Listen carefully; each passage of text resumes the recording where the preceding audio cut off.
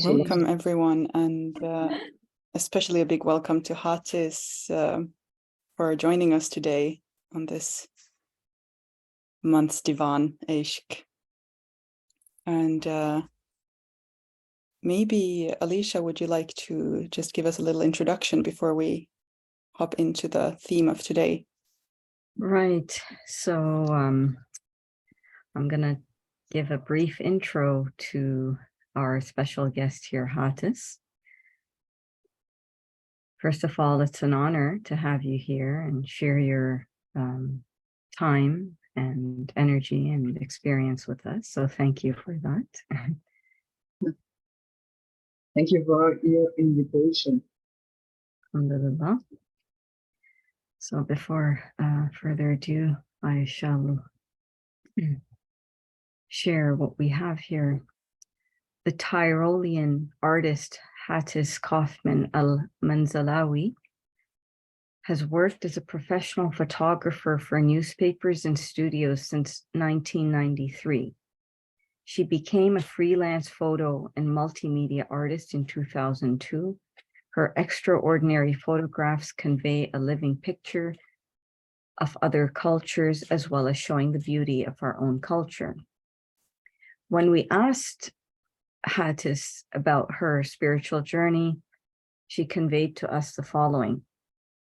I was born Christian and went into Tibetan Buddhism. Have been at the Jalachakra festival in Austria with His Holiness Dalai Lama before I went into Hinduism, but also was searching for a true living spiritual master until I found my first guru, Tanapati Mahant Shri Santosh Girji Maharaj.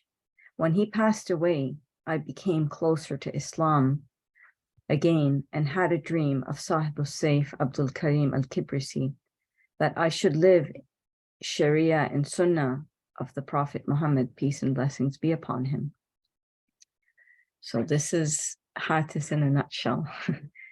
So you had an interesting sort of journey, which leads us to the theme and the topic for today, which is spiritual practice.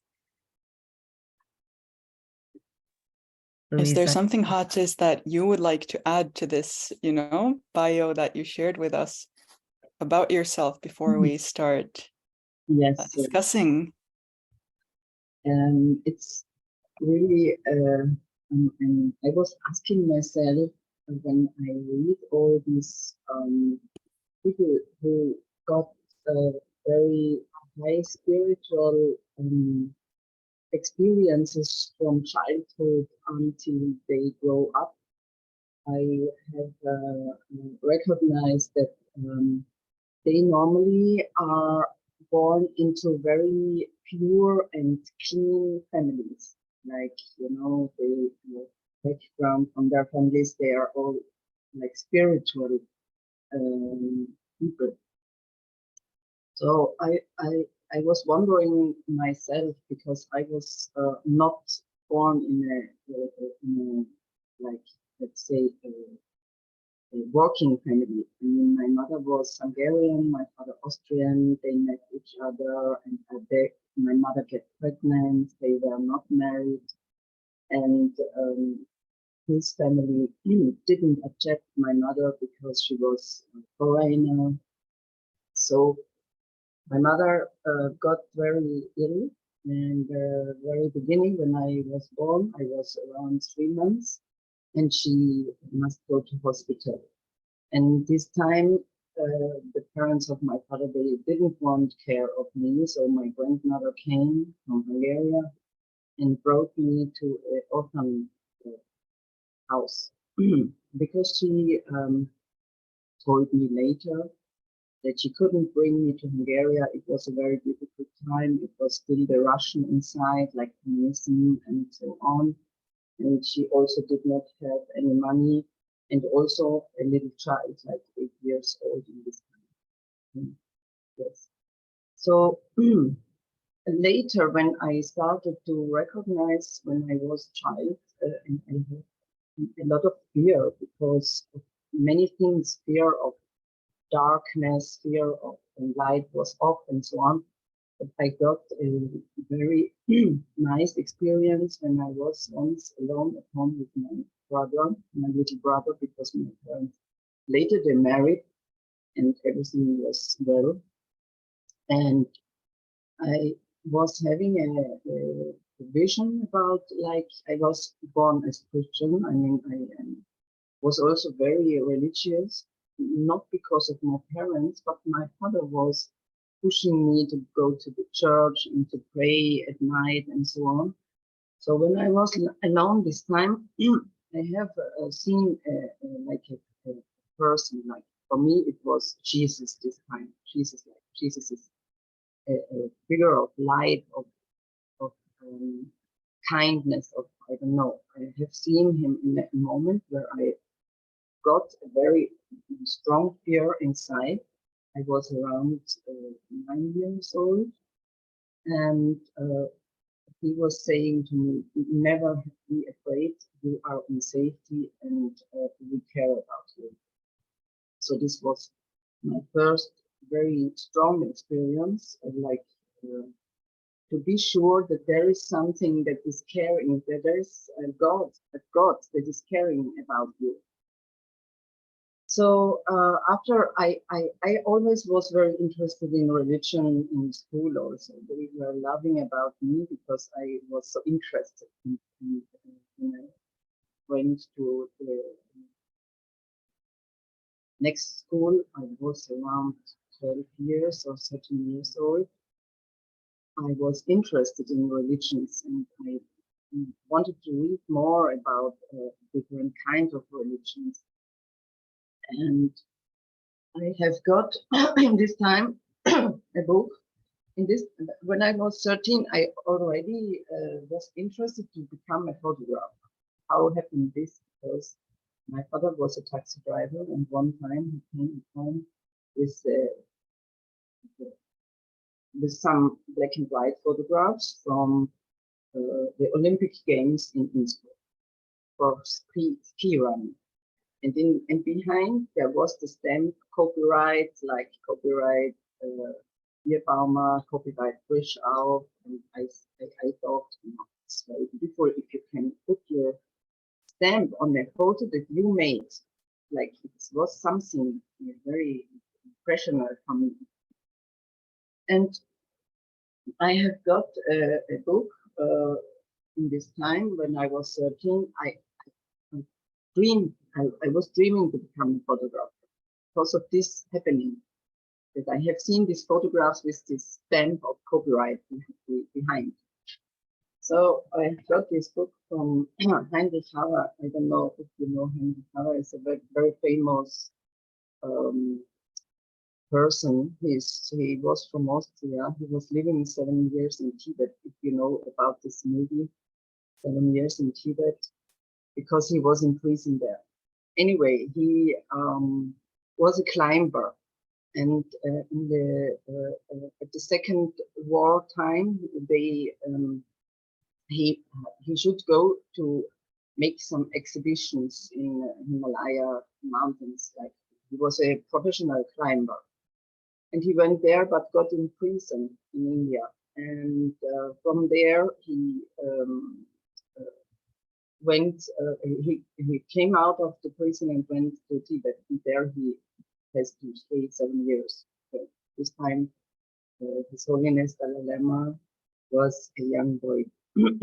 He was staying close to him. So I have got this book from, just to make short, I got this book from him, The Himalaya Blowing, and I have seen this holy man on the river Ganga, on the source of river Ganga, Swamiji,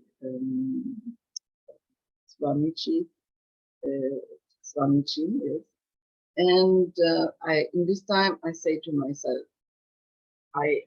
these people there, they are living like ascetic, they practicing yoga and don't eat. They only want stay with live for God in solitude. I mean, alone, but alone, yes. And I got, I was interested, and I was thinking, I want to do one day a documentation. I have not been a photographer at that time, but I was thinking, maybe one day I want to make a documentation about those people, those yogis in the caves in the Himalaya mountains. So also in this time when I was 13 years, 14 years, and it happened that I decided to become a photographer.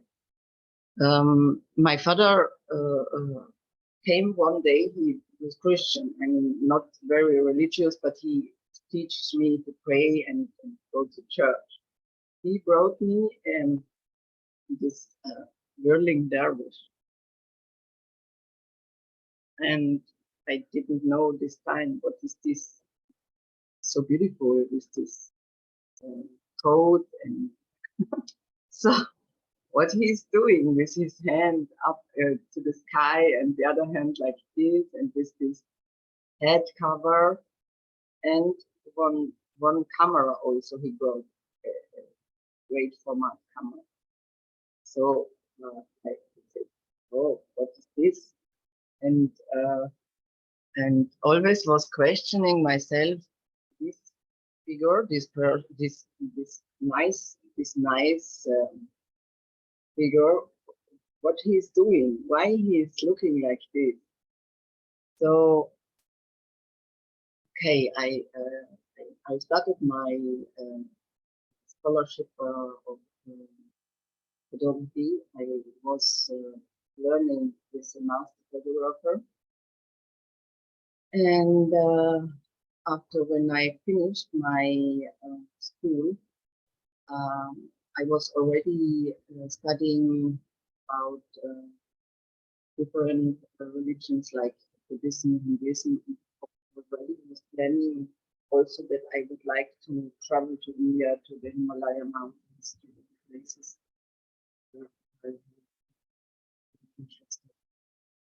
And but it took some time, because in the meanwhile I was married and I got a child, my first marriage life, and my husband was a musician, and not a musician, so yes, but later a musician.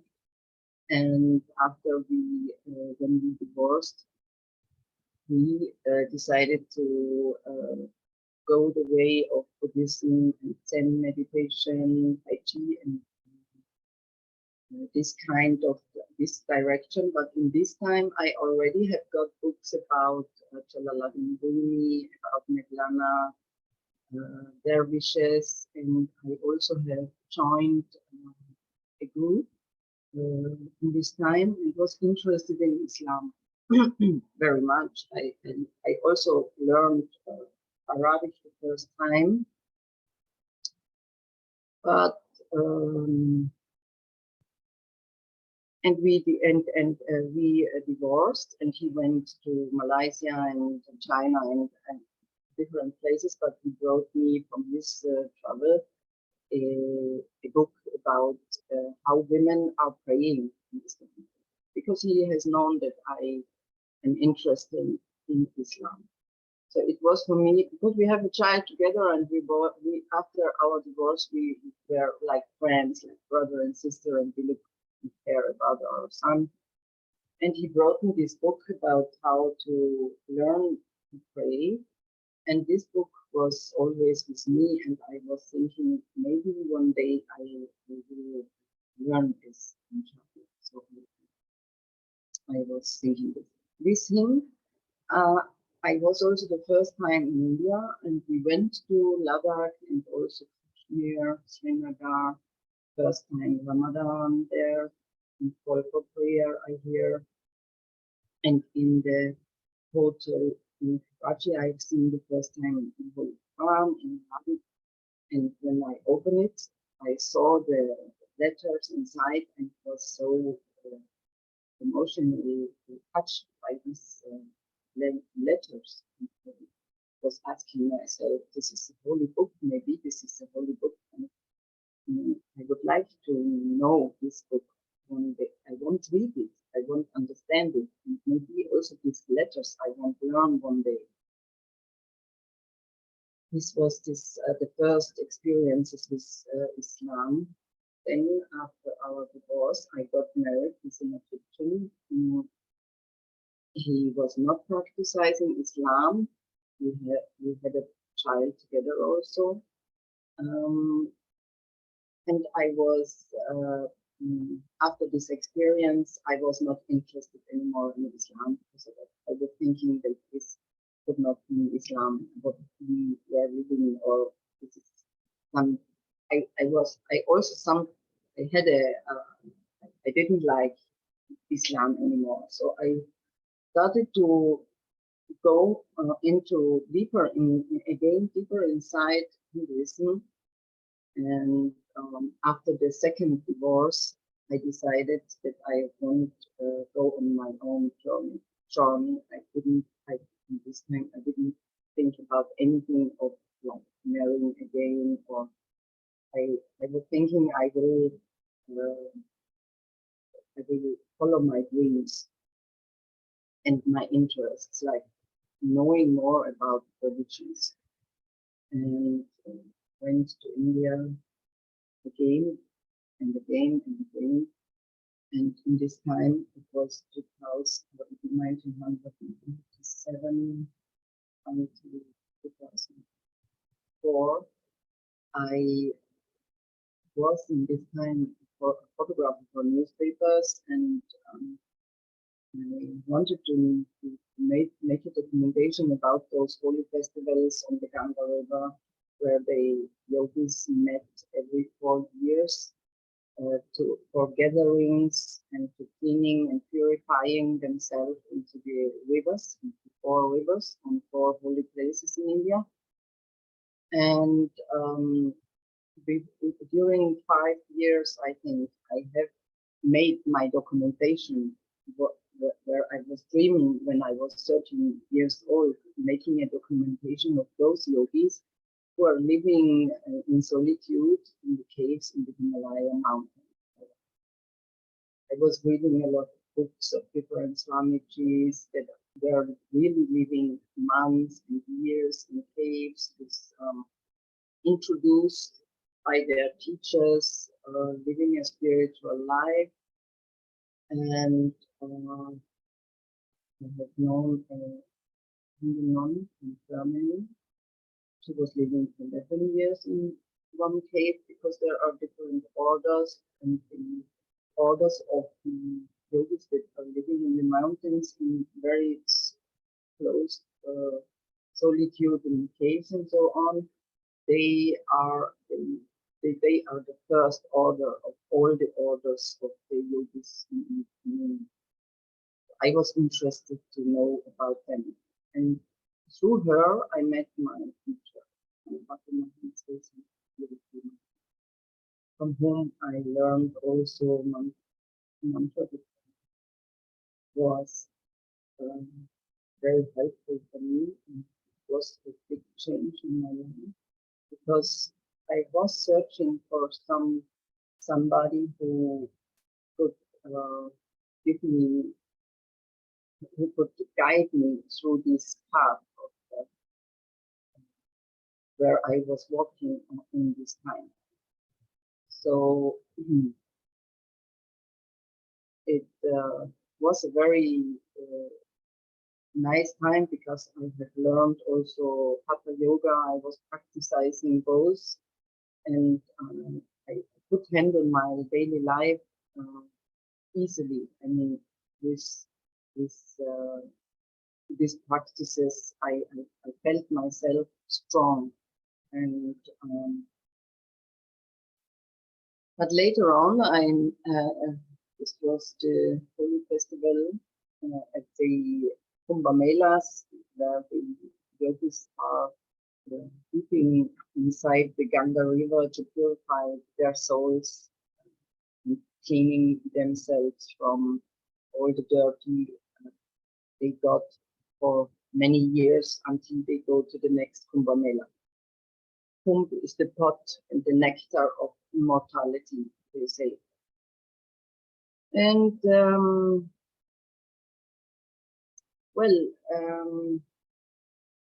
but during this time, also when I have been in India, I also was searching about other themes like the Forgotten Widows of India. I was interested in this subject, and in this time I also got more involved into Islam again, because I read different books, and I don't know, like my heart was slowly opening again for Islam. And and then when I have been in India, I visited also the Sufi shrines like in Nizamuddin Aulia in New Delhi, and I don't know how I was praying there also.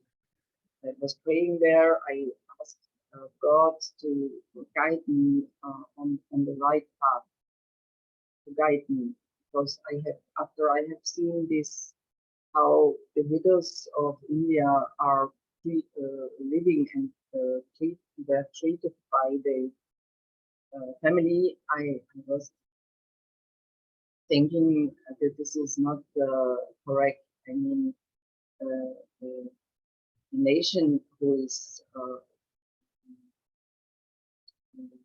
obeying or prizing a goddess, like a goddess, and treating their own mother like this, it could not be. For me, it was not correct. It was something wrong. I cannot prize a goddess and look about my own mother like this. I mean, like time ago, they were burned with their husbands because they say the soul had to go with the soul of her husband. After after their husband passed away, they throw her out of their homes, and she were like a wandering nun, because nobody wanted to support her anymore, because it was all about money. I mean, and also the problematic in India that they kill baby girls and also make abortions before the baby born, when the women know that it is a girl, because the money for marriage the women have to pay. So all these things, for me, it was very strange. I have seen exhibitions there in India about this subject. Also, I met a woman in Vrindavan where are living with those widows. She told me about this situation, and in this time, when I went to this Nizamuddin Aulia in New Delhi, and also the big mosque in Delhi, I asked the Lord, God, to guide me on the right path. So I was not feeling good inside myself, in my heart and soul. Story about the widows, the baby. Sorry, just for 1 second. There's some parts where we lose you with the mic, so I'm just wondering if you could just, okay, if you want to say something right now, I just want to hear your voice. Yes. Okay, I think that's, no. Just continue, and then I'll just. Okay, maybe I have to go more closer. That's much clearer. Yes. Yes. Okay. Thank you. Thank you. So 2008, in this time I made several exhibitions also about my documentations that I have made. And 2008, I had my flat. It took fire. My son was there inside. I went to work and my flat took fire and everything was like destroyed. I had a Hindu temple there, a little small Hindu temple. It was destroyed. I have a lot, all my equipment, my camera, my black and white labor, and everything was destroyed. My son was in the room. This was the only room that was white and clean, and they took him out from the window. But on the ground, in between this dirt and black and everything destroyed, there was the Holy Quran that I found and got in Cornelia in 2004 when I visited there in Jalaluddin, my grandma Jalaluddin in Palm. So this was shining like a light to me, and I don't know, I was so happy that my son alive and nothing happened to him, and I say it's just, this is just material stuff and it's nothing. Most important is that my son is alive and that everything is going well with him. And this, but when I have seen this Holy Quran, it was open. I say to myself, maybe this is a sign. I have to look deeper inside. Maybe I have to read it in my language first. Maybe I must follow this sign. And I started to read it in German, in my language. And in this year, it was 2008, I have to organize 3 exhibitions in Egypt, in Cairo.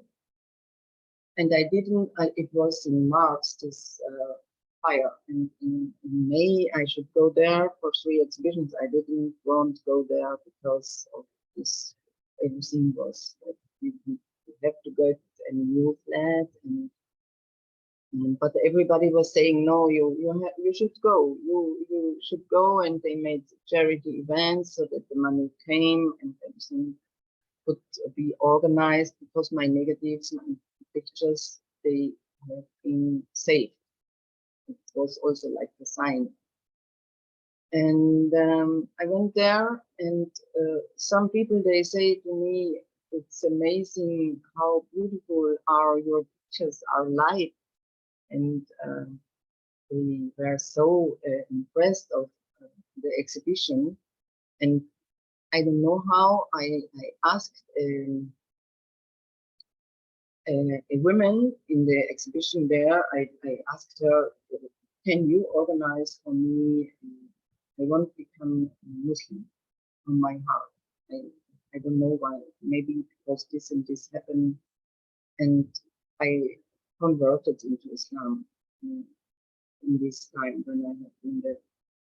But I say to Allah subhanahu wa ta'ala, please guide me, please help me to learn to pray, to learn to meet people who can show me the correct way of Islam, and show me how to live Islam. And so in the same time, I have got on YouTube the first stickers of the Cornelia Aulias. It was like giving my heart peace, and I calmed down because the situation was very heavy. I mean, you lost your flat, you lost everything, you had to start from the beginning again, and we had nothing. We got a flat, but there was nothing inside, in the kitchen, a place to cook. So yes, and slowly, I met wonderful people on this new journey, and have learned to pray and everything. And the sticker was always accompanying me, and one day I dreamed about and for me, then it was clear to contact the Darga. Sorry, could you repeat that, because that disappeared? One day you dreamed. about Sahibul Saif Abdul Karim al-Kibrisi, and then I wanted to contact the Derga and to take bayat with the Naqshbandiya awliya.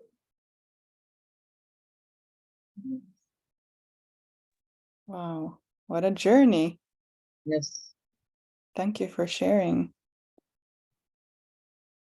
So, yeah, you've really done a big, both outer and inner travel through different landscapes and different inner landscapes, I suppose, as well. Yes.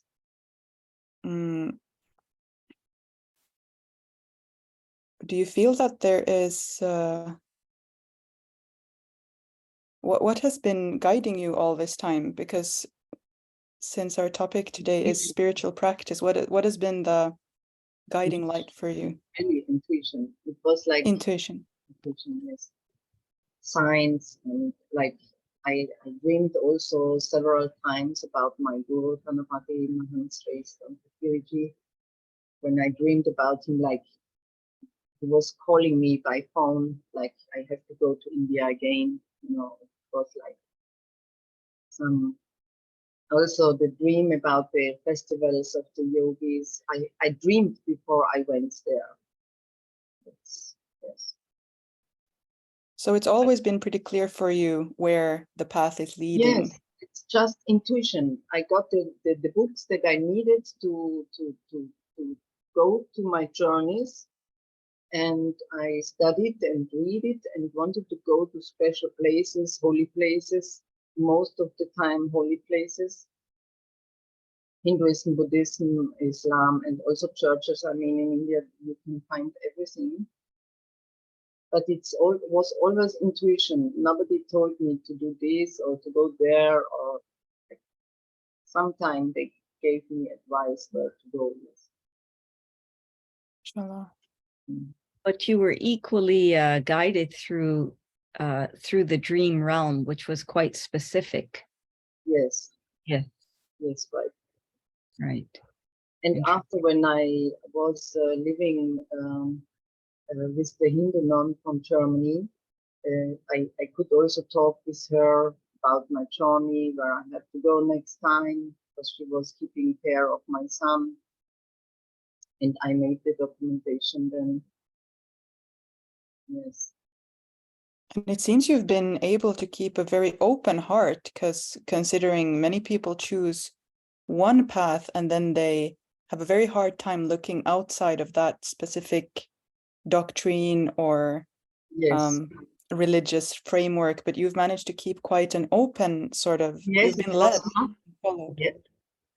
It was not easy in the beginning, because in the beginning I wanted to learn the rituals or the practice in Islam, and I was in the beginning.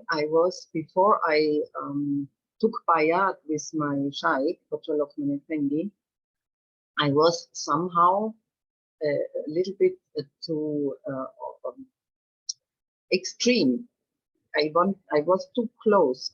Still in this time, I was living with the Hindu nun. From time to time, we were living together. Everybody was doing their own practice. There was no problem. But I felt myself that I go into something where I was too close. Also, my family members, my son, everybody told me, you are not okay, because you're extremist or something like that, you know. But after, when I took bayat with my shaykh, there was a big change, because after this time the love was coming and flowing, like open, you know, open, and the love for Prophet Muhammad sallallahu alaihi wasallam was growing more and more, and also knowing how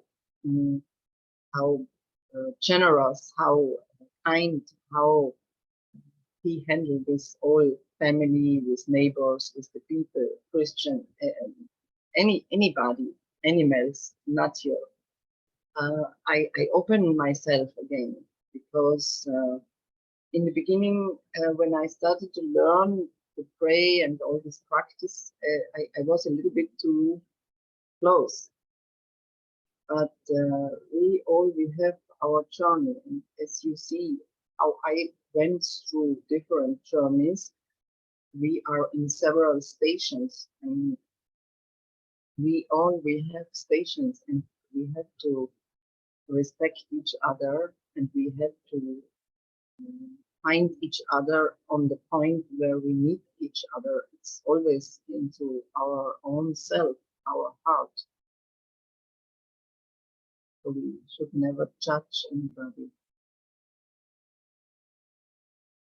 Yes, that's very, very wise words. And I think probably many of us can relate with what you say about getting a bit extreme. I think in the beginning, when you find something and you resonate a lot with it, you tend to go like maybe, or at least some personalities go 110%, and then they forget the kind of wholeness of life and just focus on that one part of what is spiritual practice. Yeah, I'm still practicing Hatha Yoga because it's for the body is helpful, it is healthy, and keep your mind very. So that has remained with you since. Yes. There has been some practices that never changed. Yeah. Is that Hatha Yoga, which has stayed with you? Mashallah, yes. It's an excellent practice, I can agree.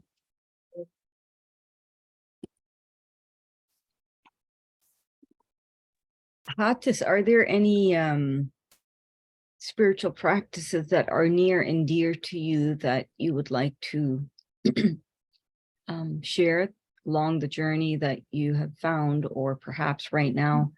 Yeah, it's I mean, the mantra, for example, it was very important because you keep your daily, like avrat, your sikr, or it's like you focus your mind on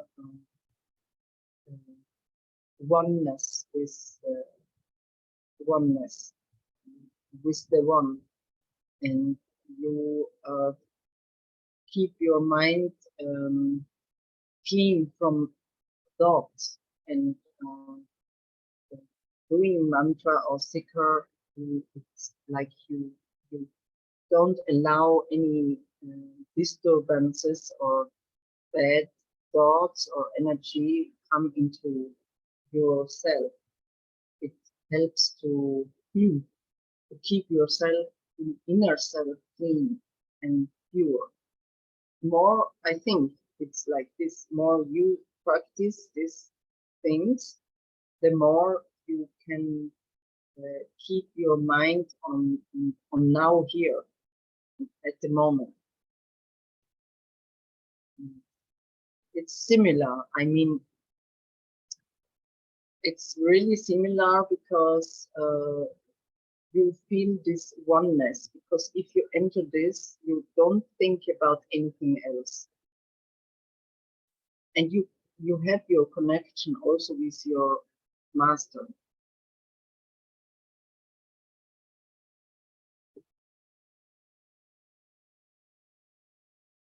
It's also a kind of guidance, a living master.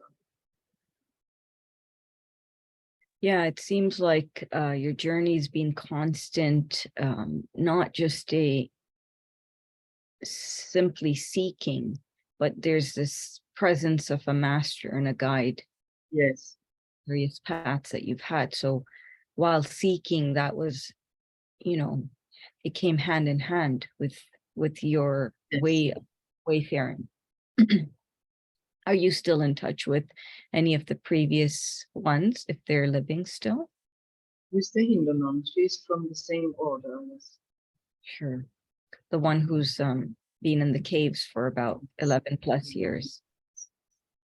And that's in India or somewhere It was else? in India, yes, in a cave in India, yes, in DIVAAN, where all the lights come together. It's a special cave, and her teacher told her to stay there for 12 years because if you get an initiation, you have to stay 12 years.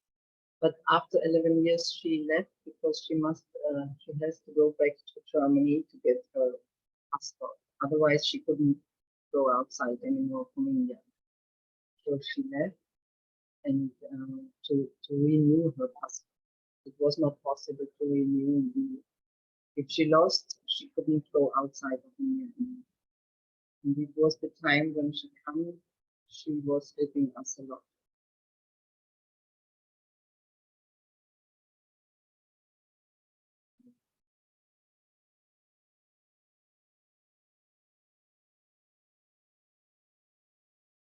But I have not been in India anymore after this.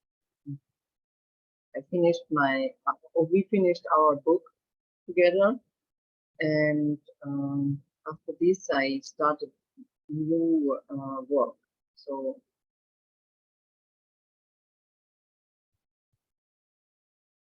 Right.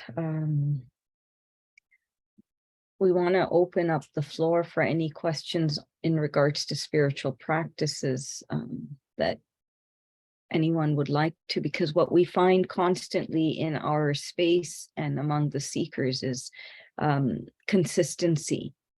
How do you establish a spiritual practice, not just for a small,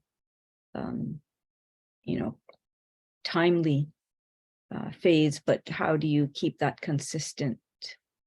Is there anything you would advise? Obviously, differs yes, from you can.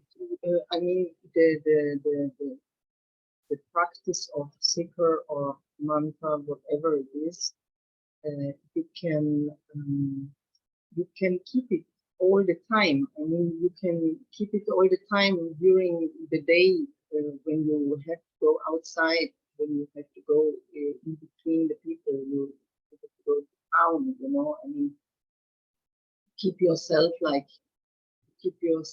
in a kind of distance, in a kind of cleanliness, in a kind of protection. It's like a protection, yes. If you keep it to repeat it or to be into this seeker all the time, and also the connection to your guide or your teacher. It helps you to go through the crowd of the day, because if you live in a big city like me, it's not so easy to keep yourself always in.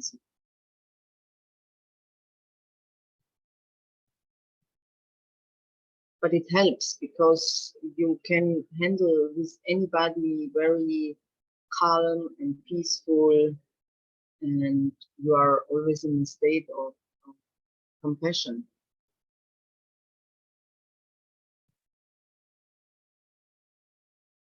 That's interesting.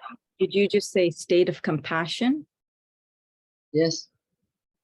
For everything around you. You get not any bad thoughts about anybody because you are into your own universe or your own space. So you are not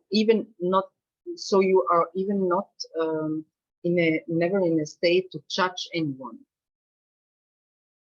What you see, I mean, sometimes you see very strange things. You're going around in the city with the metro and so on. You see a lot of dirtiness, a lot of things, Also, the people with whom you work, there are so many different people. You are not alone. But when you do this practice, or when we are in a state of constant seeker and connection, we we cannot think anything bad about anybody or anything, because we have not we are not allowed to judge anything. Because, you know, a lot of thoughts are always coming. So I try to keep the thoughts that are coming and trying to disturb me on my way that I have to go, my daily life and everything. I try to keep this away.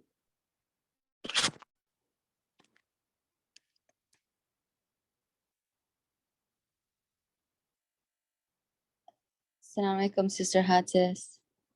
So,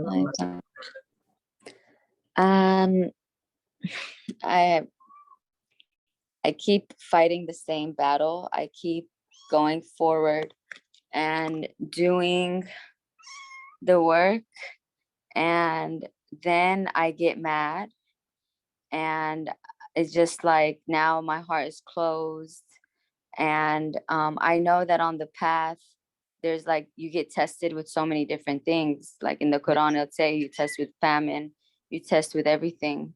Yes. And okay, so I understand that part. So the tests that I get, you know, everybody around me doesn't have anything against me, but I'm still taking everything like it's against me. yes. And so like, you know, I take care of myself, you know, my family, they I'm confused. They want me and they don't want me. You know, they want me around, but don't stay around too long, you know, and then, you know, they're not paying for anything, you know, and they're not worried about anything but their relation to me, to their self. And so I do very good. And then I'll take things so personal, and then I'll start lashing out. And then I'm back, like even right now, it happened like 20, I know I did the 4 agreements. They told me everyone has an idea of you in their head, and you cannot, you know, accept their story of who they think you are. But I'm just connected to personhood. I'm identifying with everything. I'm upset that I speak and nobody's like trust it. And I don't mean to be arrogant, maybe it is arrogant, but it's like no one's trusting my word, no one's honoring my word. They're like questioning what I'm saying. And then it's just like I get frustrated and I start screaming, and then they're like, oh my God. And it's just like, well, why are you asking me what I'm saying? I'm saying what I'm saying. Like, I'm sorry, astaghfirullah, but I'm saying, like, I'm not saying it for no reason. That's why I want to be silent. So I don't know what to do. Yeah. You are living with your parents? No, I'm not living with them. They don't even know where I live, because I don't even tell them where I live, because they don't care about the serious things that happen to me. So to me, if you don't care about what seriously went wrong with me, then why am I going to give you information so you can use it against me? Yeah. Yeah, but maybe you you are alone, or Yes, I'm alone. I have a cat now. yes. I think you should not think too much, and should also not stay too much alone. It's good to stay alone. Me too. I stay most of the time now. At the moment, I stay alone because the situation is like this. But I try to be with people. I mean, in my work, of course, I am with people, but I also try not to be too much alone. I mean, it's good to be with community. I mean, I try to be in Jamaat. I try to, like now in Ramadan, I try to go to the mosques, to stay with the women's, and look which events are coming up. Because like yesterday I was working and I was thinking, oh, I'm so tired, I'm going home. No, I'm not going home. But this is only my ego. It's better I go to the mosque and share the iftar with other women and pray with them. And it was really the better decision. I mean, after I thought, what should be if I would be alone at home for iftar? Like, yeah, I feel like I suffer. I'm sorry. I feel like sorry, I don't know if it's working. I feel like when I'm with people, I'm suffering. I feel like when I'm Suffering. super alone, suffering, you're suffering. I'm suffering. Yes. When I'm by myself, Mhm. sometimes maybe I need a dose of people, but I'm connected to people who have a lot. I'm better by myself. I like being alone. I'm Yeah, it's completely okay. alone. Yes, it's okay also. It's good to, it's also a good experience to be alone, for sure. But sometimes it's a question also about our ego, what we like more, you know. I mean, I try to follow the dream of Sahibul Saif Abdul Karim al-Kidlisi, to live Sharia and follow the Sunnah of Muhammad sallallahu alaihi wasallam. And the advice is to not to stay. Yes, we have our time alone for ourselves and for our inner growing, but we are in this world in community. I mean, we have our duties. I mean, it's good to stay alone, and we can experience beautiful things, and it's maybe a part of our path that we have to be alone. But too much alone, sometimes you get too much troubles with yourself, thoughts, and you think too much, and what thinks the other about you and your parents and this and that, you know. When I was in the beginning, when I was coming into Islam and practicing and going to the mosques and so on, when everybody said to me that I'm an extremist, I was questioning myself why I am like an extremist. And after I discovered that because I was too focused on the rituals, on the main rituals, but not on the food for my heart, like the zikr, or like the connection with the Awliya Allahs, for example. Yes. Alicia, I think you're muted if you're trying to say something. Sorry, there was just wanted to mention here that in the path we could get really caught up in the rituals and the practices, so much so that, you know, maybe other spiritual ailments start entering our heart in the process of trying to cure ourselves or purify ourselves. There was one mystic, Ain al-Khuzat, who basically said along the lines, he would question the idea of worshiping the worship. So we get caught up in worshiping the worship and we're missing the point.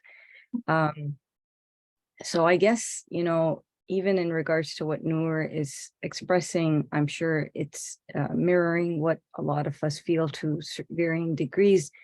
And I guess that's the whole journey of the inner struggle and balance and harmony. And this path is to harmonize us, because we are in this world, but we're equally can be in the state of being with God while among people. And these are the practices. And when we don't see that, that means there's still work to do. So it's just, I guess, applicable to all of us when we see the see the inner and external reality as a dichotomy or something conflicting, then we're not in that state of harmony, and there's work to do. And yes, of course, so we are struggling a lot until we can say we are on the path. I mean, I was suffering a lot on my road and in my journey. I was suffering really so much, and often also questioning myself: is this correct? Is this good what I do? And also, I was many years also alone. I mean, I had my kids and my responsibility and so on, but to struggle alone as a mother is also not so easy. But and also to follow your own journey, your spiritual journey, and to living the daily life, it was also not so easy. But and you need some time to be alone, sure. But it's I think basically community is something you've noticed. You have that great benefit of checking in with you mentioned the ego, and you mentioned getting kind of that togetherness. yes, I think that's probably so valuable for all of us to have, because when you're alone, you can also get disheartened. And then when you have community, you can have others who are in a better place at that moment, and they can sort of take you on their wings and carry you a bit of the way. yes, I'm thinking of the, sorry. Go ahead. No, I was just thinking of the 3 jewels of Buddhism, where Sangha, community, spiritual community, is one of the refuges you can take as a part of your spiritual practice. And I do think for many it's this like salvation, because you could just get very how to say, it's a very difficult path to do things alone. It's a very, yes, very difficult path. yes. And You we do have grow. another question here. Sorry, if Alicia, you weren't saying something. No, I just wanted to comment to say that a lot of the times we deduce the idea of community and people, our tribe, or a space that we can be comfortable to the physical. For example, if that's not the case in our immediate physical community, but then we do have places and individuals where we can be part of, and that itself is an answer to, am I alone? No, I'm not. And if you have that, even if it's a couple of individuals, then we're technically not alone. The universe will not put us in that sort of space, and we have to really reflect, are we really alone if we have even a friend or two? So yeah, that's equally important. There was another question here from Mariam. She's asking, is zikr the only way to stop negativity within us or around us? Would you like to say something on that, Hatis?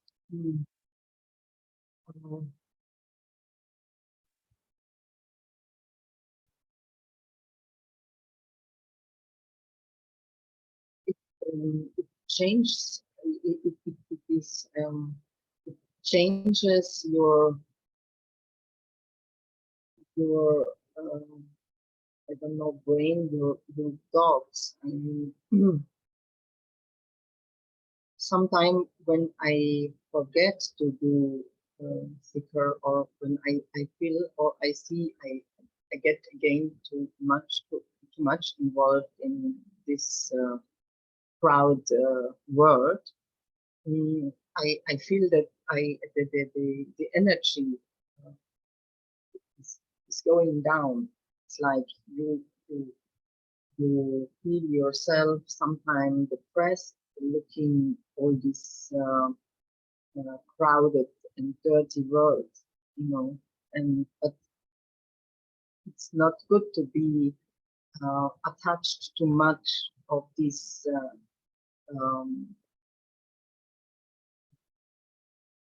lower energy. I think it's lower energy. Yes. Sometimes, I mean, I'm the only Muslim in my family. No, not my niece now. She's also interested, and she started with Ramadan. She's interested in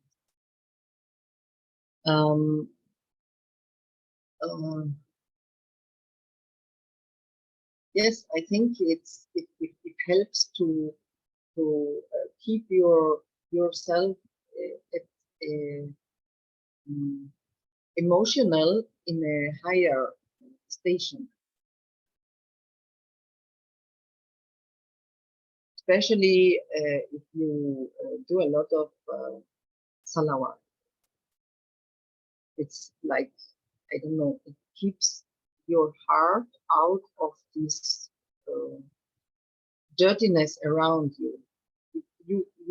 I don't know, I feel like this, that I can handle the crowd around, you know.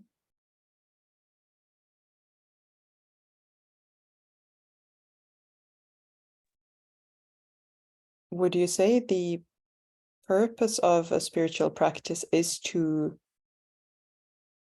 or yeah, sorry, what would you say the purpose of the spiritual practice is, rather, in light of this?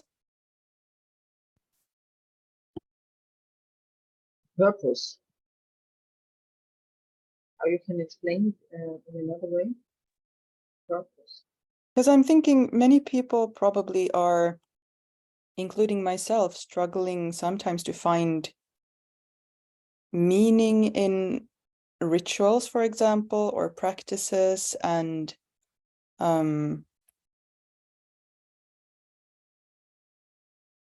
usually we tend to stick to practices that give us some sort of a benefit. Yeah. Like you mentioned, the Hatha yoga keeps you, Yes. you know, keeps you feeling good and healthy. And you can and the feel zikr keeps the energy negative flowing thoughts. through. So yeah. Yes. That's what I'm wondering about the purpose. Like, of course, that would be probably a personal purpose that's maybe not to be shared even, but for those who are maybe still seeking and wondering, is there something about that, the purpose part, that you could share from your experience, would give that deep meaning of practice? Yeah, it's I think to look into your own intuitions and your signs also. Let's say signs. You know, if you are open a little bit, if your heart is open, if you are open a little bit, you can see signs. I mean, your intuition can lead you to things that helps you to come out of fear, of anger, of negative emotions. I mean, I have learned this. I have experienced also a hard time when I was depressed, and they brought me in a psychiatry, like I was crazy, you know. I mean, I have got a lot of psychopharmaceuticals, and was totally say totally put down, like you are not your own self anymore, because all this psychopharmaca is giving you an effect. You cannot control yourself anymore. I was twice in those days, in this place, once was when I was 15 years old, and once when I came back from India the first time, because I had a lot of very many spiritual experiences, also like dreams about my father who passed away before I went to India. And I shared this experience with my mother. You know, she was afraid. Maybe she didn't know what to do. She brought me into the psychiatry, like, yes, it's like this, people sometimes they cannot handle when somebody is an intuition person or is sharing some experiences, and then they put me down, I mean, with all this psychopharmacology. When I was the second time inside, I don't know how, I had one book, the Sufis from Idris Shah. I took this book with me when they brought me into the closed psychiatry, where you cannot go, can't go out. They pull you, they push you, they give you Valium, and that you sleep some days, and that they makes, I don't know, maybe they make some experiences. You get a lot of pain, your nerves are painful. Like, you can't imagine what this medicine is doing with your body, destroying everything inside you. You have pain, you cannot think anymore clear, But this book, this book was helping me, because I don't know how.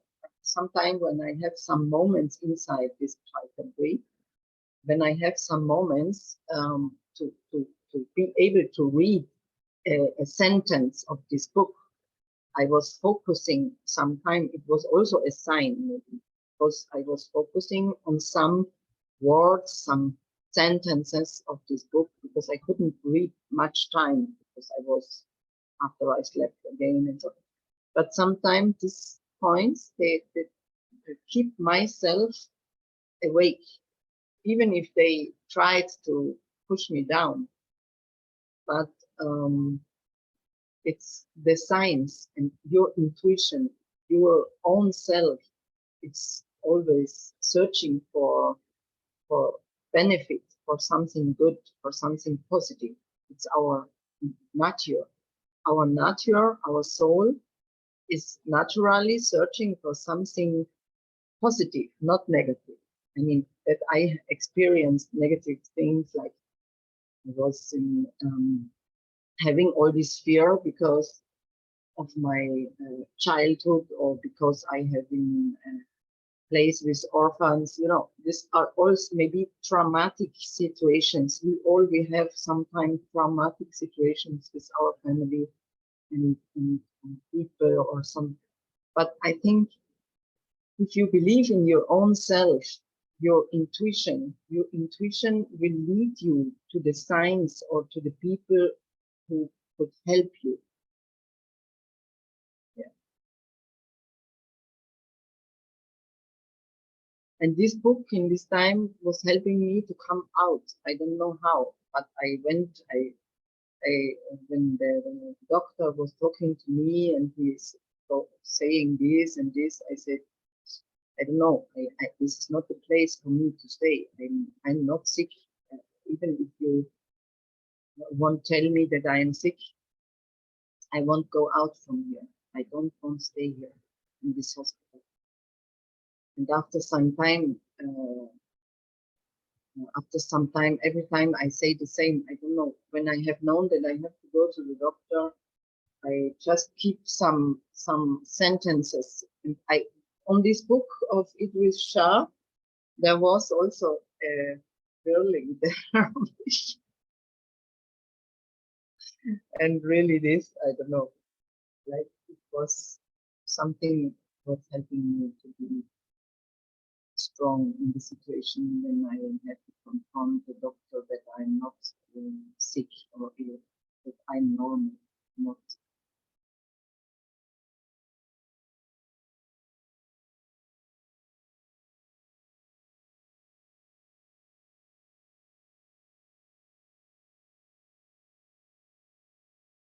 Highly recommend Idris Shah's works. He was such a gem, and his books are very, very insightful. This will lead us now into our penning, which we do Hattis during our our live sessions. So based on your theme, what we're going to be doing now as a practice is a poem will be recited, and the individuals here will have, a few minutes to reflect and pen what they have heard. And so we've selected a particular poem for, or in relevance to today's theme. So we're going to be entering into that right now, if that's good for everyone.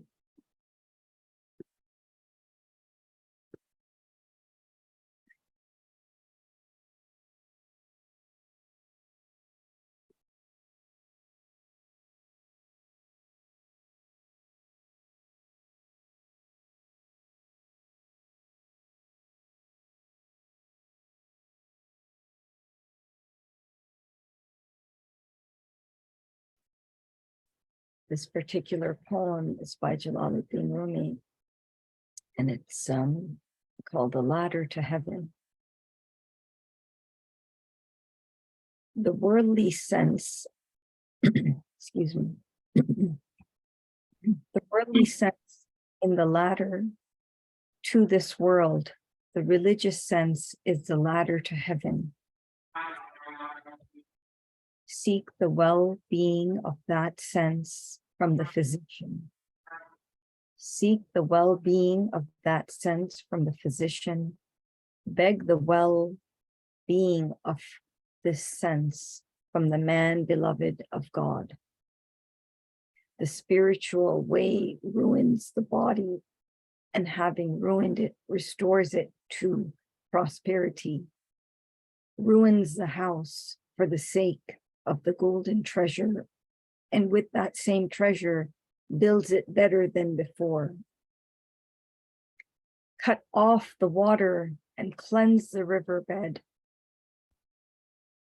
then cause drinking water to flow in it. Cut the skin and draw out the barb. Then make fresh skin grow over the wound.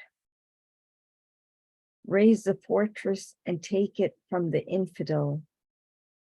Then rear 100 towers and ramparts.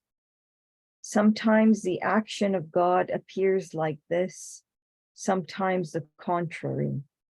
True religion is nothing but bewilderment. True religion is nothing but bewilderment. I mean, not the bewildered in such wise that his back is turned on him, but one bewildered and drowned and drunken with the beloved. His face is set towards the beloved, while the other's face is just his own. Look long on the face of everyone. Watch attentively. It may be that by doing service, you will come to know the face of the saint. Since many a devil has the face of Adam, you should not put a hand in every hand. Since many a devil has the face of Adam, you should not put a hand in every hand. For as the fowler whistles to decoy a bird he is bent on catching, which bears the note of its mate, and comes down from this air and finds itself entrapped, so does a vile man steal the language of dervishes to fascinate and deceive one who is simple. The work of holy men is as light and heat. The work of the ungodly is trickery and shamelessness. May we be safe from that. Would you mind posting that later in the group? Sure. So what we will do now is just give a few moments. So to keep in track and in respect to our timings, just do a penning.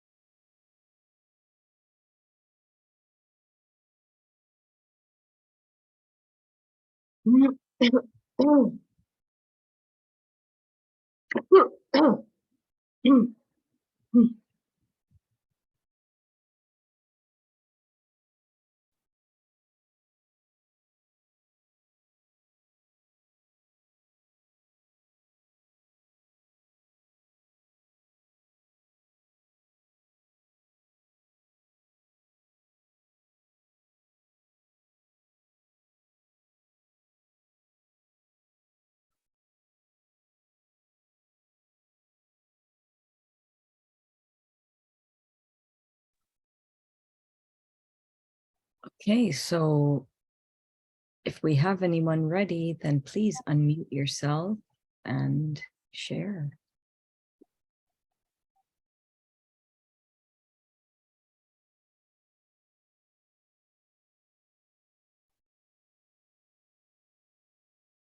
Equally, Hattis, if you happen to have penned anything, written anything during this time, I don't know if you did, but if you did, please honor us with something.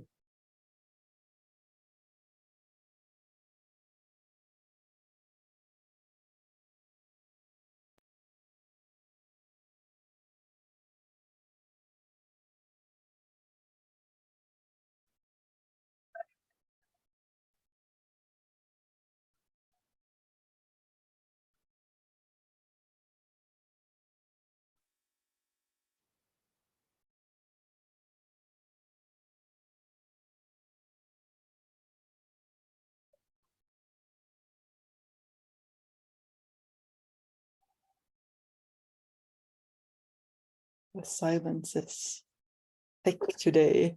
Do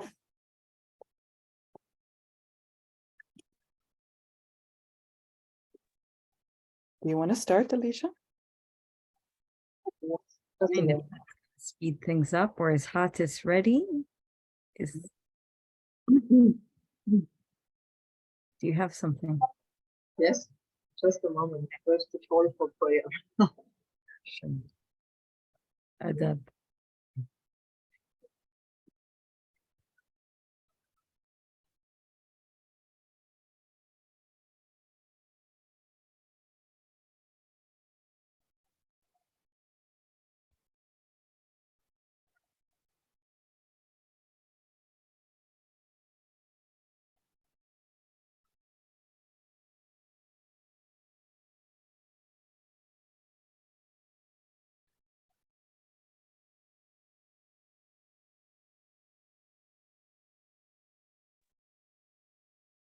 So not too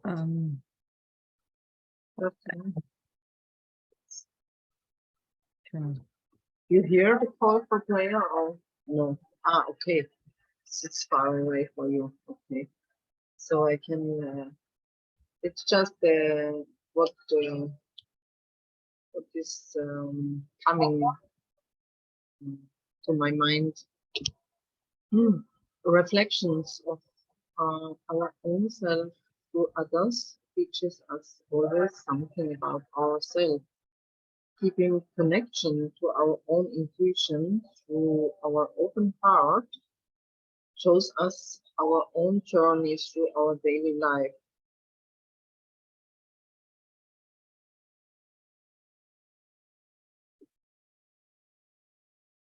Thank you. If you could send that over later to me and we'll post it in our group, inshallah.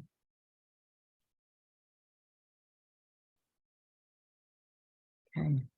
Is there anyone else like to Madiha unmute? posted in the chat. Would you like? Sure.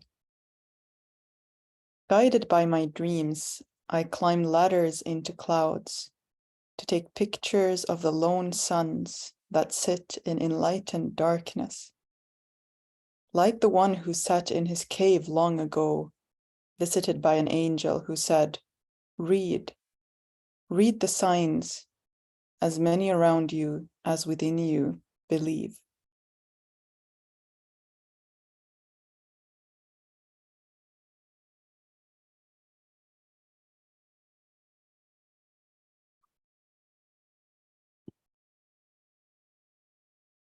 Read the signs within and without.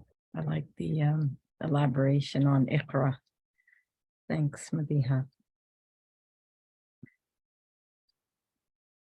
Do we have anyone else?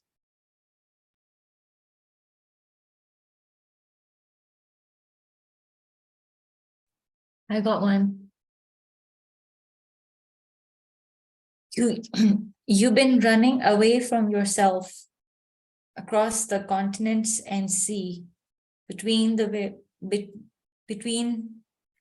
between where the two rivers meet, within the barzakh in between, the visions seen and unseen, dreams that speak to stop running, sit, sleep, breathe. God himself is running after you. See.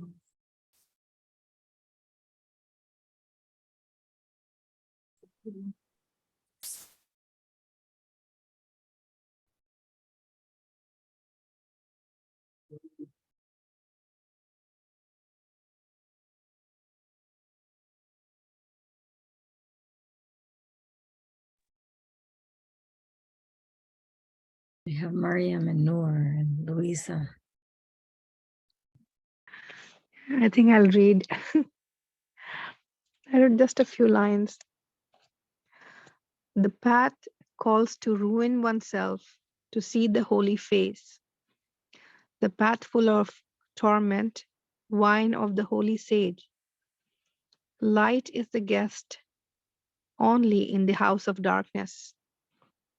So take all the pain and ruin yourself on this path.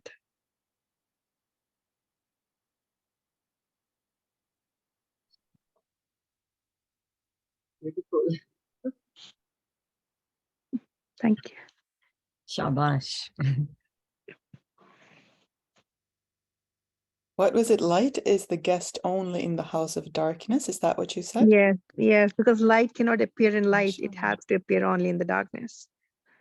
So, it's a very well-known saying that you cannot find Allah or the one in the good times, or only when there is, happiness all around. You have to feel pain to see, see manifestation of his names, and then after that, when the good times come, that also, that follows the manifestation of his other names. MashaAllah. I think Ananda Mayima, this great teacher, once said when a seeker asked her, "How do I find God?" and she said, "In your tears, weep." And then they said, "But I don't know how to weep." And then she said, "Then seek the company of those who weep." Oh, subhanallah. Mm. Sometimes I feel that being too much in our comfort zone can lead to heedlessness, and then we just become like so acquainted to this kind of lifestyle, which is actually very poisonous.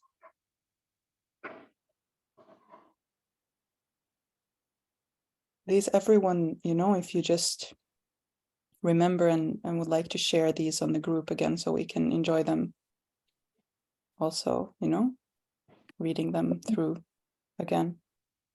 Sure. One of the secrets of the order is that the order is found in the sohbah, and there is khair and goodness in the collective. So this is a collective equally, and we are receiving sohbah. Thank you, Hatis, for this sohbah, because there is goodness in this, and we are not alone. That's by orders of Shah Naqshband.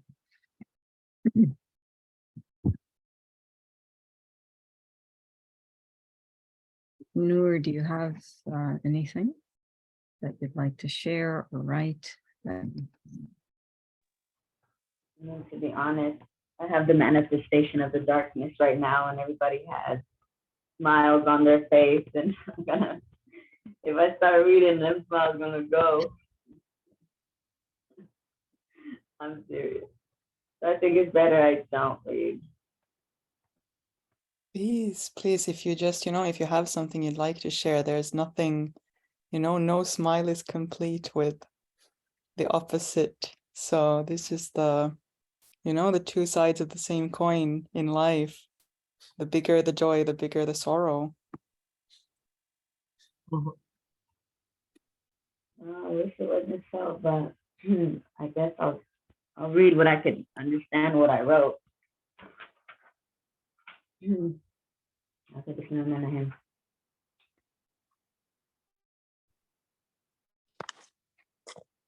If we kill ourselves, they will say, oh, I wish I knew. You did know. If I died, many will be sad. They will say, if I knew, I would have done anything to make it better. No one should suffer like that. I'm here for you. Well, who is here? And how are you here? Even the killing is ego and the living is ego. There's no past for death. There's no past. So you ask, can you ruin me? Can you ruin me already? Can you burn down the house? What must I do to burn down the house so I can be rebuilt? You are not where. What is it that consists of that having people around? Oh, you are not alone. You are not alone. What is it that consists of having people around? That's not enough for me. I want them how I want them. I selfishly want people around how I want them to be around. And they can't, then I don't want to be around. And that is also selfish. And this never-ending cycle of someone who wants to be heard, but also does not want to be heard. And someone who does not care and who cares, just don't ask me. Don't ask me what's wrong, because you really don't want to know. If you cared, you would do something. What is it that, sorry, I was crying at this point. I don't know what I was writing. What it, not what you wanted, not what you want. What I need. Okay, so at this point, I was just saying, I selfishly want people to be here how I want them to be here. And if they can't be here how I want them to be here, then I don't want them there. I don't feel bad, but that is also selfish. So now they want to be here how they want to be here.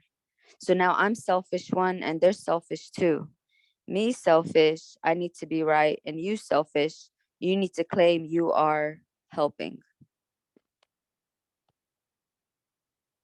The end. Wow. Yeah.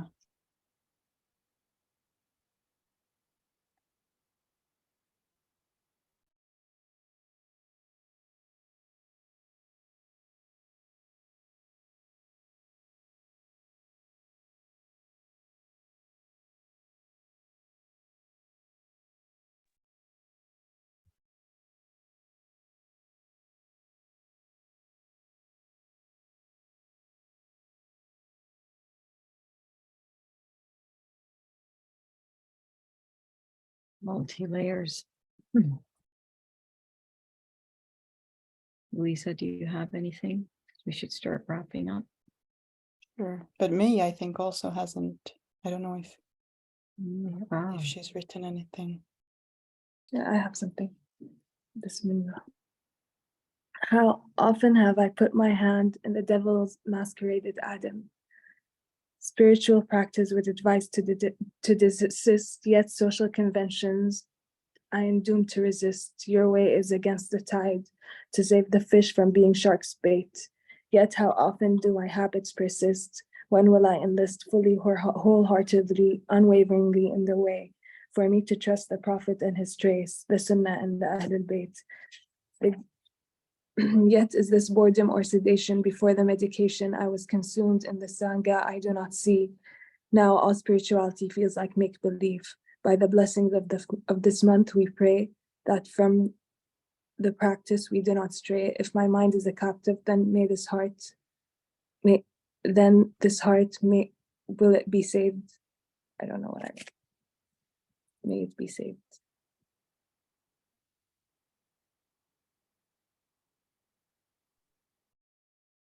Thank you everyone for just being so raw.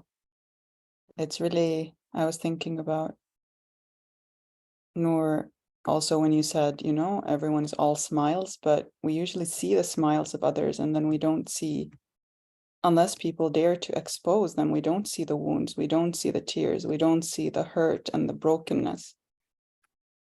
And also yeah, just listening to you, May, it's just so, when we're raw, then we allow others to be raw, and then through that authenticity, that's the only way we can gain true community, because if we're not real, then we're anyways just engaging as a mask or a fake persona.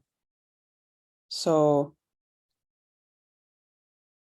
if there's any chance at actually meeting another human being, then it is as ourselves.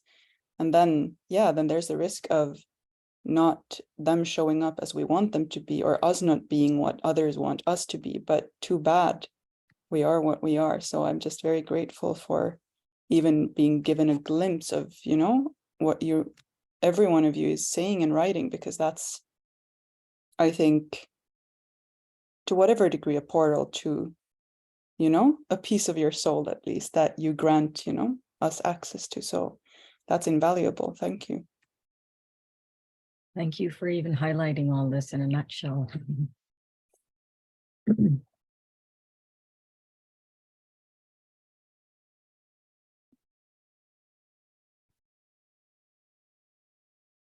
Please go ahead. Sure. Yeah, I after, you know, this, I just feel like my penning is very not digging very deep, but that's what it is. So I'll just read that. Do not put your hand in every hand. Choose wisely who to follow and where to. Choose wisely. Does your heart sing or say no? Choose wisely. Today will soon be tomorrow. Tomorrow will soon be today. Every step paves the way for where you'll spend your now and now and now for the rest of eternity.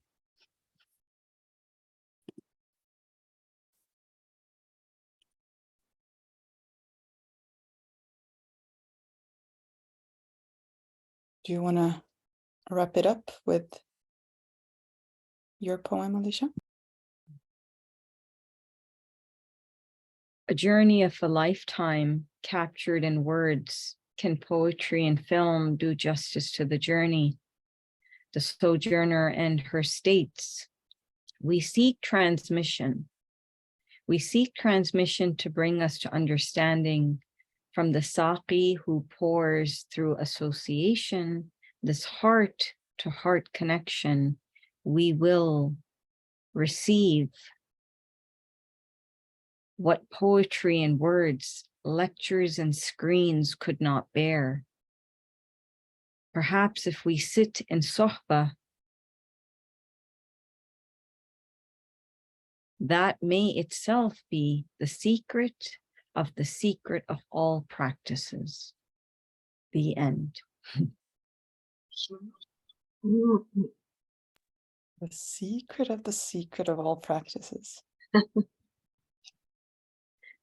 As said in Arabic, what is it? All right. Pardon my lack of memorizing things. I'm not a scholar. Alhamdulillah for that. So this brings us to basically a very profound subject, and that is spiritual practices. And you leave us with perhaps something that we may want to reflect upon, because now we're in Ramadan, and Ramadan is truly about that spiritual practice and consistency and establishing and engaging in practices, basically, denying our senses and our desires, and engaging in the inward and the silence. And there's a lot of heavy discipline emphasized in this month. So I think, you know, as a way of the predecessors, the righteous, and those who have ascended to higher stations, I think this is a beautiful topic that we have covered in this month, considering that we are now in Ramadan, and and let us not waste the grace and the blessings of this month, where we can actually be transformed and alchemized if we make that effort, if we intend, if we truly seek, and hopefully if we're granted what we seek. And that is all I can say at the moment. Do you have any closing words for us, Hattis? Very happy that you have been here today. It's an honor.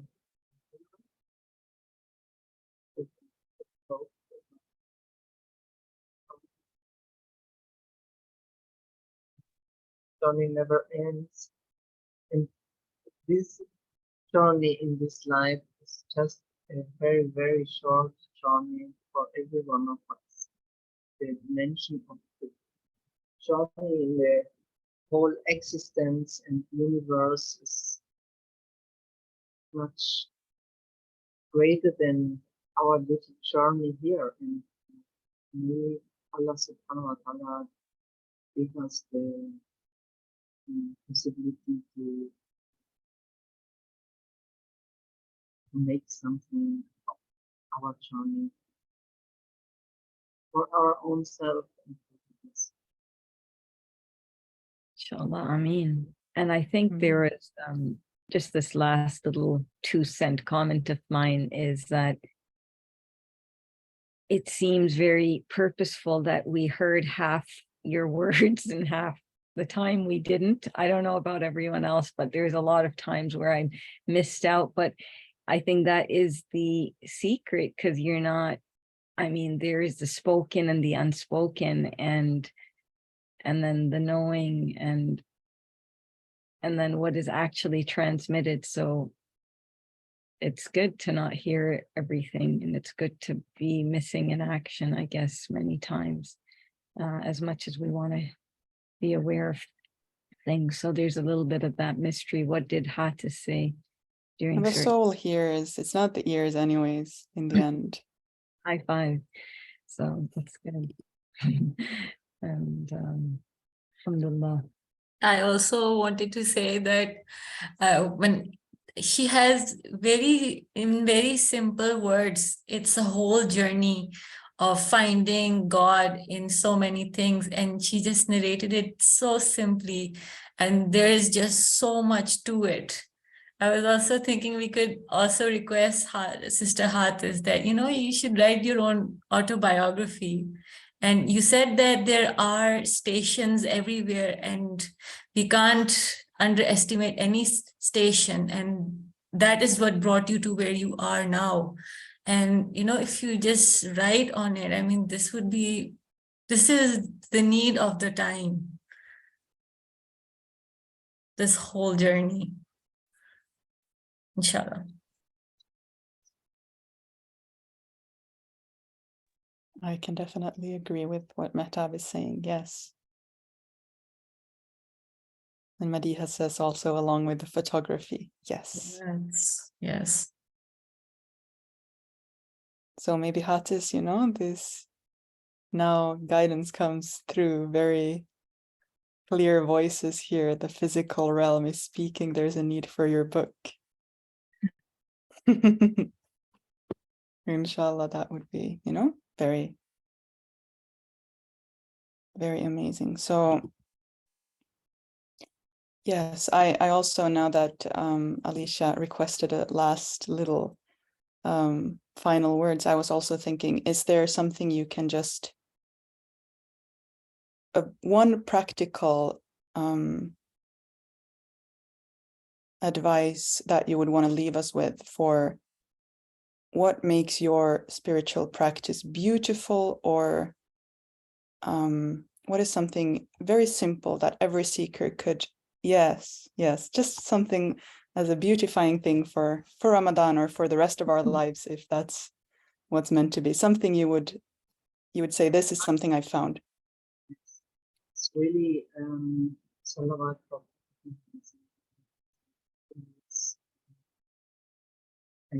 I was going also through this years from 2008, and I really opened my heart for Islam, for Allah subhanahu wa ta'ala, asking, please help me on this way, help me to find the right people, the people who could show me the right path. Because I have been married with a Muslim, have experienced a lot of things with Muslims, but it was not Islam. It was something different. It was something from this world, as everybody has in his life or her life. But when I started to make more salawat and more and more and more, this was helping me to come out of all my questions and how to say, not being sure if this is the right way. My son once, he said to me, when I converted into Islam and started to wear also a head cover, he says, yeah, but do you know what you choose now? Is this really what you want? And I hope that you don't change anymore, because you are always changing your way. Allah, Allah. Yeah. Thank you.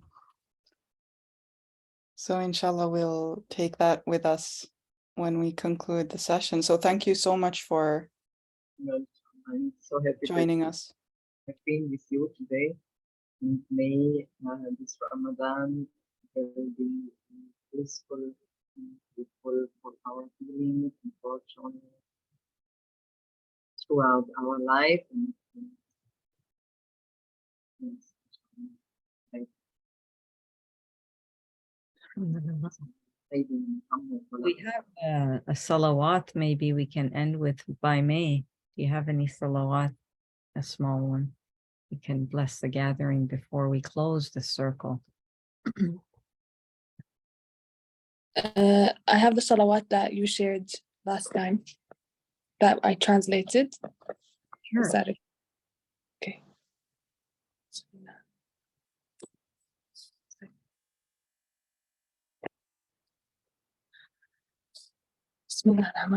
God send peace and blessings upon Muhammad al-Mustafa, the chosen one, Ali al-Murtada, the beloved, and the two grandchildren, al-Bustain, al-Subtain, al-Hasan, al-Hussein. God send peace and blessings upon Zain al-Abidin, ornament of the worshippers, Baqir, the opener of knowledge, Ja'far al-Sadiq, the honest one, Kadhim, the confined, Ali al-Rida, Ali the pleasing, Muhammad al-Taqi, the God-fearing, and Naqi, Ali the pure, and Hasan al-Askari, the garrison town one. God send blessings upon the proof of the house of Muhammad, Imam Muhammad al-Mahdi, the guided one, al-Muntadhar, the awaited one, and Sahib al-Zaman, the guardian of the age. Allahumma salli ala Sayyidina Muhammad wa ala ali Muhammad wa ala ali Fatiha.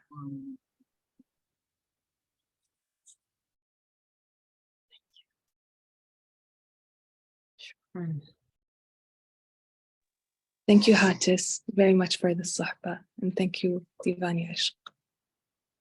Barakallah feekum. Thank you to Thank everyone. you everyone for your heartfelt presence, and Alhamdulillah. And inshallah, we shall meet very soon on the other side. All right. Hopefully in a cave. All right. You'll take us to a cave, Hatis. Can we have some sort of something? Inshallah. Perfect. Okay, so peace and blessings. Until next time. Goodbye.